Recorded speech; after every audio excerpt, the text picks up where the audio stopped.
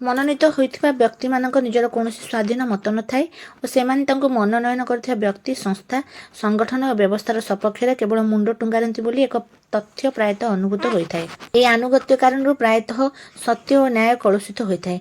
तेबे ही सत्यर एक विपरीत अथच धर्म और परंपरार अनुरूप उदाहरण प्रस्तुत करिसेंती पंडित महेश साहू। श्री साहू विश्व हिंदू परिषद पूर्व प्रांतर संपादक थिबा बेले निकटरे तांको राज्य सरकार आईन विभाग अनुमोदन रे श्रीमंदिर परिचालना सदस्य भाव नियोजित करा जायछि। इंग्राजी कैलेंडर और ख्रीष्टीय परंपरा सह सनातन हिंदू धर्मर अन्यतम परम पवित्र धाम पुरीर श्री जगन्नाथ मंदिर कौन संपर्क नहीं। तेबे मध्य ख्रीष्टियान संप्रदायर प्रवर्तक जीशुख्रीष्टଙ୍କ जन्म दिवस परिप्रेक्षी रे पालन करा जाउथवा डिसेंबर 25 तारिख बड़दिन एवं जनवरी पहला इंग्राजी नववर्ष को गत किछि वर्ष धरी भोट बैंक राजनीति ପାଇଁ ଶ୍ରୀମନ୍ଦିର ରେ ଭିନ୍ନ ଢଙ୍ଗରେ ପାଳନ କରାଯାଉଛି।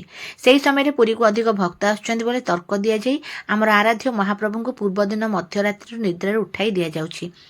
उल्लेखयोग्य जे भारतीय परंपरा रे गोटे दिन पूर्व दिन मध्यरात्रि परिवर्ते सही दिन सूर्योदय ठारू आरंभ होता है। अधिक भक्तों आगमन को दृष्टि रखी ब्यारिकेड व्यवस्था ट्राफिक और भिड़ नियंत्रण व्यवस्था पुलिस अग्निशम बाहिनी और स्वेच्छासेवी आदि मुतयन और पानीय जल और शौचालय आदि व्यवस्था तो निश्चय आवश्यक।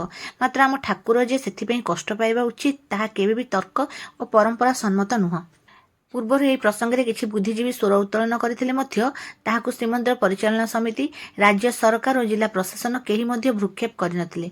किंतु चलित थर धार्मिक परंपरार अनुकूल स्वर उत्तोलन करिसेंती परिचालना समितिर सदस्य पंडित महेश साहू। श्रीमंदिर आद्य सेवक तथा परिचालना समितिर स्थायी सभापति गजपति महाराजा श्री दिव्यसिंह देव, राज्य आईन मंत्री पृथ्वीराज हरिचंदन, श्रीमंदिर मुख्य प्रशासक अरविंद पाढ़ी को पृथक पृथक भाव पत्र पठाई श्री साहू श्रीमंदिर परंपरा और ओडिया जातिर सम्मान को सुरक्षित रखा निमंते निवेदन करिसेंती। श्री साहूंकर यह पदक्षेप को पंडित और भक्तमहल पक्षरु स्वागत करा जायछि।